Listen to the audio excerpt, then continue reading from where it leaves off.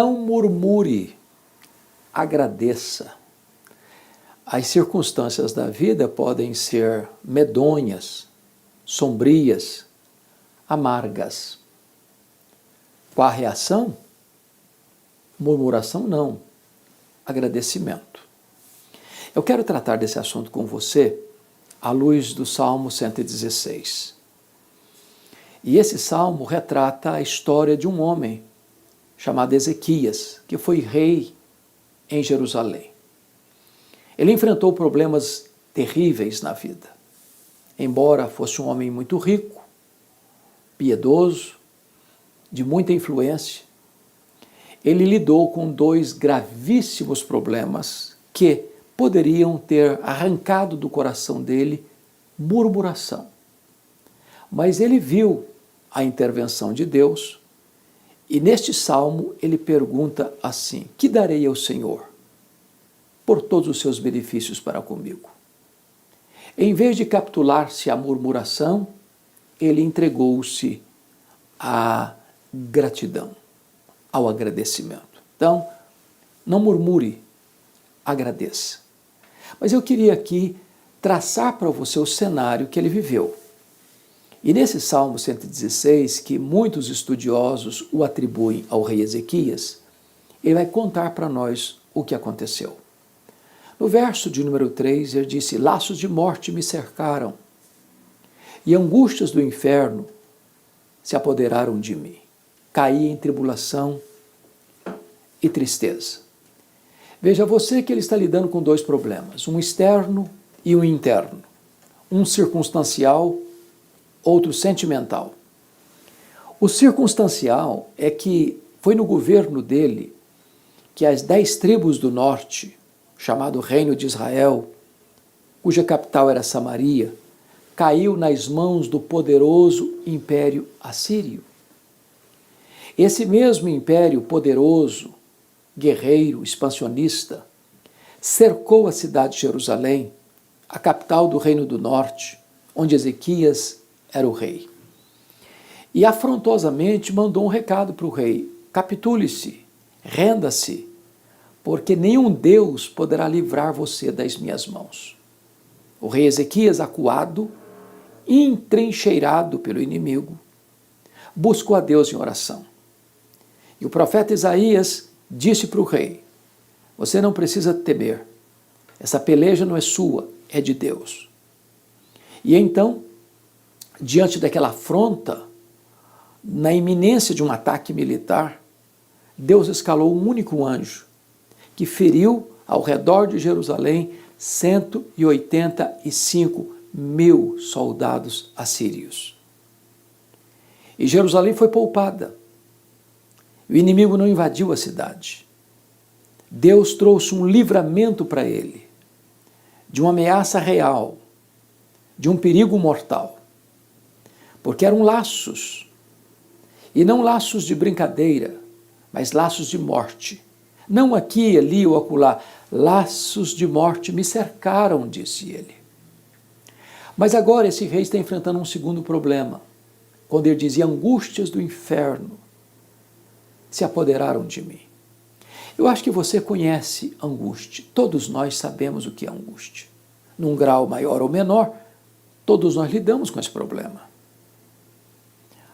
Acontece que Ezequias adjetiva a angústia que o aflige como angústias do inferno. É como se ele dissesse que o inferno havia mudado de endereço, que o inferno estava instalado em seu peito. O resultado desta angústia terrível e avassaladora é que ele caiu em tribulação e tristeza. Tribulação é a ideia de um achatamento, um esmagamento, ser passado debaixo de um rolo compressor. Ele disse que a alegria foi embora do seu rosto, a tristeza tomou conta do seu coração. Aqui ele está se referindo.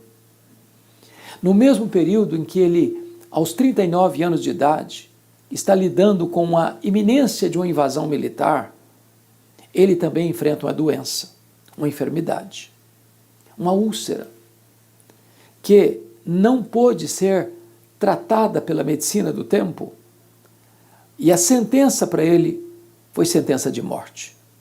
O próprio Deus mandou o profeta Isaías ao seu palácio, dando-lhe um recado urgente, um ultimato: põe em ordem a tua casa, porque morrerás e não viverás. Portanto, este homem que está lidando com a ameaça militar, e Deus deu o livramento, agora está lidando com a doença mortal. E ao receber esse recado, o rei Ezequias se volta para a parede, ora fervorosamente, chora copiosamente, e Deus responde rapidamente. O profeta Isaías não tinha saído da cidade ainda, quando Deus diz para ele: volta lá e dize a Ezequias, príncipe do meu povo, que eu ouvi a sua oração, eu vi as suas lágrimas, vou curá-lo da sua doença, vou libertar Jerusalém do iminente ataque militar, e no terceiro dia ele subirá à casa de Deus e dará testemunho desse grande milagre. Aquela angústia do inferno, que era angústia de morte, fora retirada e ele foi poupado. Porque ele vai descrever no versículo 4 do Salmo 116, então eu invoquei o nome do Senhor. Porque ele não estava só caído, não, ele estava prostrado, conforme diz o versículo 6. Nocauteado. Ele estava completamente vencido pelo problema. Mas nessa hora aguda, grave, ele invoca o Senhor. Às vezes, quando o ser humano está no fundo do poço, só tem uma direção para olhar, é para cima, é para o alto, é para Deus. E quando ele invocou o nome do Senhor, ele descobriu algo maravilhoso, que ele diz assim: então eu invoquei o nome do Senhor, ó Senhor, livra-me a alma, compassivo e justo é o Senhor. O Senhor velou pelo simples, eu estava prostrado e o Senhor me salvou. Ele descobriu em primeiro lugar que Deus se importava com ele, que Deus é compassivo, que Deus não está longe, distante, indiferente, que Deus é o Deus conosco, que Ele se importa com a nossa vida, que Ele diagnostica o nosso sofrimento, que Ele vê as nossas lágrimas, que Ele percebe a nossa dor. Ele é cheio de bondade, misericórdia, compaixão. Ele sofre conosco, Ele padece conosco. Mas Ele disse também que Deus é justo, porque às vezes você está passando por situações adversas, porque o inimigo terrível e injustamente ataca você, fere você, persegue você.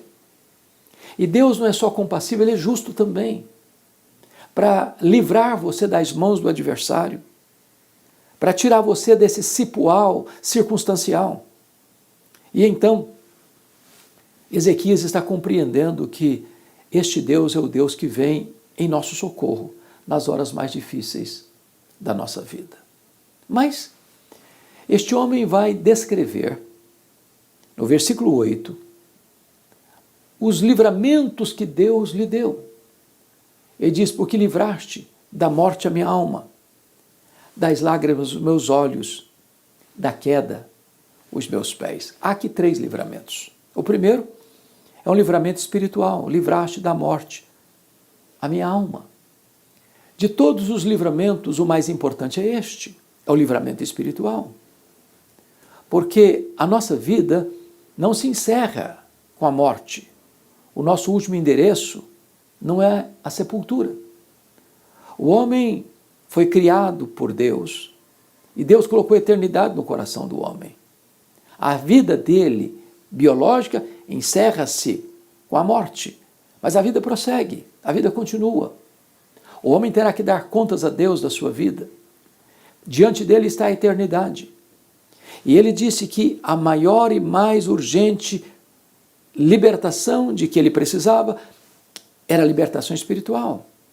Porque o que adianta você ter saúde, riqueza, prazeres, sucesso, fama, se você não está preparado para encontrar-se com Deus? Se você não tem a garantia da vida eterna? Então a maior necessidade do rei Ezequias não era de cura, nem mesmo de um livramento de um exército inimigo, mas da sua salvação. E Deus é o Deus que livra e livra espiritualmente. Mas em segundo lugar, é um livramento emocional. Livraste das lágrimas os meus olhos. É claro que a vida não se desenrola num parque de diversões. A vida não está protegida numa estufa espiritual. Não estamos blindados neste mundo. Lidamos com perigos reais. Enfrentamos batalhas terríveis. Navegamos por mares revoltos. Atravessamos desertos tórridos. Caminhamos por estradas juncadas de espinhos. Os inimigos nos espreitam. Os nossos sentimentos nos atormentam. Vivemos dias difíceis, onde a dor lateja no nosso coração, onde as lágrimas quentes rolam pelo nosso rosto, e Deus é poderoso para enxugar nossas lágrimas. Das lágrimas livraste os meus olhos, diz ele. Deus estanca as lágrimas e Deus trabalha lá na causa que nos faz chorar. Deus é o Deus que traz livramento emocional. Mas em terceiro lugar, Ezequias diz que Deus traz também livramento moral, quando ele diz assim: da queda livraste os meus pés. Nenhum de nós é tão forte a ponto de caminhar seguro no bordão da autoconfiança. Somos frágeis, somos vulneráveis. Deus conhece a nossa estrutura e sabe que somos pó. Não podemos caminhar confiados em nós mesmos. Somos frágeis demais, impotentes demais, fragílimos, somos pó. Então, a não ser que Deus segure firme a nossa mão, nós não poderemos avançar. A não ser que Deus nos segure nos seus braços eternos, não poderemos ficar de pé. Nós não poderíamos vencer na vida, a não ser que Deus nos guie com a sua mão e com o seu conselho eterno. Ou seja, Paulo diz assim: aquele que pensa estar em pé, veja que não caia. A não ser que Deus segure a nossa mão, nós vamos resvalar os pés. O que nos segura de quedas vergonhosas, de pecados horríveis, de adversidades medonhas, é a mão poderosa de Deus nos guardando, nos protegendo e nos segurando. Deus protege espiritualmente, Deus protege emocionalmente, Deus protege moralmente. É o livramento grande que Deus deu ao rei Ezequias, que pode dar também a você. Mas, no versículo 7, esse texto nos apresenta um manual de psicologia cristã. Quando este homem, depois de receber tantos livramentos de Deus, ainda estava com a sua alma perturbada, inquieta, desassossegada. E ele diz: volta a minha alma ao teu sossego, pois o Senhor tem sido generoso para contigo.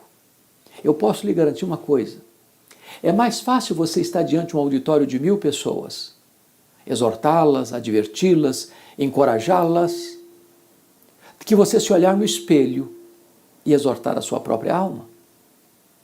Talvez nós sejamos o ouvinte mais rebelde, o ouvinte que você vê diante do espelho. Muitas vezes a nossa alma fica inquieta, desassossegada, perturbada, mesmo diante de tantos livramentos, mesmo diante de tantas e eloquentes evidências do cuidado de Deus. Então é necessário que você confronte você mesmo, exorte você mesmo, advirta você mesmo, chame a sua própria atenção. Eu chamo isso de conversa diante do espelho, ou um solilóquio, onde você começa a conversar com a sua própria alma, onde você se torna o seu próprio pedagogo, onde você se torna o seu próprio profeta para confrontar você mesmo, para voltar ao sossego, a confiar, a descansar, a colocar sua vida nas mãos de Deus e saber que mesmo que você, num dado momento, não tenha o controle, mas Deus está no controle. Para olhar para o passado com gratidão e dizer: Deus, o Senhor já fez, então o Senhor é poderoso para fazer de novo. Então volta ao teu sossego. Mas este homem, depois de fazer esta reflexão, ele vai assumir compromissos diante de Deus. Porque a pergunta que ele fizera no verso 12 é esta: que darei ao Senhor por todos os seus benefícios para comigo? Ele assume compromissos solenes diante de Deus. E o primeiro compromisso que ele assume está no versículo 2, porque Deus ouviu o meu clamor, ouviu a minha voz. Invocá-lo-ei enquanto eu viver. Ele faz uma aliança com Deus. Ele assume um compromisso diante de Deus. Não apenas no vapor da emoção, não apenas na circunstância imediata de um grande livramento, mas ele assume o compromisso de invocar a Deus enquanto ele viver. É para a vida toda. Ele faz este pacto com Deus, de andar com Deus, de viver na presença de Deus e para a glória de Deus. O segundo compromisso que ele faz está no versículo 9. Ele diz: eu andarei na presença do Senhor, na terra dos viventes. Não é andar na presença de Deus no domingo, na igreja, na comunhão dos santos. É andar na presença de Deus também lá no dia a dia, lá no trabalho, lá no escritório, lá no hospital, lá na loja, lá no comércio, lá na indústria, lá na viagem, lá no campo de futebol, lá no lazer, lá num ambiente que às vezes nem sempre é favorável, muitas vezes um ambiente hostil, mas você vai andar na presença de Deus, sem máscara, sem disfarce, vivendo uma vida plena, bonita, maiúscula, mesmo num ambiente onde as pessoas vão criticar você, até zombar da sua fé. É lá que você vai andar na presença de Deus. E finalmente, ele assume o compromisso, no versículo 1, de amar a Deus. Eu amo o Senhor, porque Ele ouve a minha voz e as minhas súplicas. E esta é uma coisa tão sublime, porque é uma declaração de amor. E quando você ama alguém, você tem 3 atitudes. Primeiro, você declara que ama. Qual foi a última vez que você disse para Deus: Deus, eu te amo? Se você ama Deus, você precisa declarar isso para Ele. Segundo, se você ama Deus, você precisa ter tempo para Deus. Quem ama tem tempo para a pessoa amada. Que tempo você tem dedicado para ler sua Bíblia? Que tempo você tem dedicado para orar? Que tempo você tem dedicado para cantar louvores a Deus? Se você ama Deus, você expressa isso para Ele. Você declara isso para Ele, dedicando tempo e prioridade para Ele. Aliás, Jesus nos disse: buscai, pois, em primeiro lugar o reino de Deus, e as demais coisas vos serão acrescentadas. Mas, finalmente, quando você ama alguém, você procura agradar essa pessoa. Você tem agradado a Deus com a sua vida, com o seu testemunho, com as suas palavras, com os seus atos, com as suas ações, com as suas reações? É hora de você parar e refletir o quanto Deus tem feito por você. Quão bom tem sido Deus por você. Ele tem dado a você a vida, a saúde, o alimento, as vestes, o teto. Deus tem dado a você proteção. Deus tem dado a você prosperidade. Deus tem dado a você amigos. Deus tem dado a você família. Deus tem dado a você as bênçãos da sua graça comum e a bênção da sua graça especial, a salvação em Cristo Jesus. Que darei ao Senhor por todos os seus benefícios. Este homem disse: eu tomarei o cálice da salvação. Eu invocarei o nome do Senhor. E eu cumprirei os meus votos na presença de todo o seu povo. Não murmure, agradeça. Talvez você pense: mas o que é que eu vou agradecer? Eu tenho passado por tantas lutas, por tantas provas. Mas pare um pouquinho para fazer um inventário. Você está vivo. Gente melhor do que você e eu já partiu. Você está com saúde. Ou talvez até enfermo. Mas há pessoas que estão num leito de morte, numa cama de CTI, sobrevivendo com respiradores, sentindo dores atrozes, sem poder movimentar o corpo. Talvez você diz: mas o que é que eu vou agradecer? O fato de você ter um teto para morar, não estar na rua. O fato de ter uma cama aconchegante para você dormir quando algumas pessoas dormem ao relento. O fato de você ter pão sobre a sua mesa quando tantas pessoas, mundo afora, passam fome. O que você vai agradecer? O fato de você ter um corpo que funciona, a mais incrível máquina que já foi feita, o corpo humano, o seu cérebro que funciona, o seu coração que bombeia sangue para o seu corpo, os seus pulmões que levam você a respirar sem precisar de um respirador mecânico, o fato de você ter rins que filtram o seu sangue e você não está numa máquina de hemodiálise, o fato de você ter pernas que andam quando você não está preso numa cadeira de rodas, o fato de você ter olhos que enxergam e você não está às escuras, o fato de você poder ouvir quando tantos não ouvem, o fato de você estar vivo quando todos, ou quando muitos, melhor dizendo, já perderam a vida. Ah, você tem tanto para agradecer. Não murmure, agradeça. E se você abrir os olhos para agradecer, você não poderá contar as bênçãos, são maiores que você pode enumerá-las. Tudo vem de Deus, tudo vem por meio de Deus, e tudo deve ser devolvido para Deus. Devolva para Deus este gesto de gratidão. Não murmure, agradeça.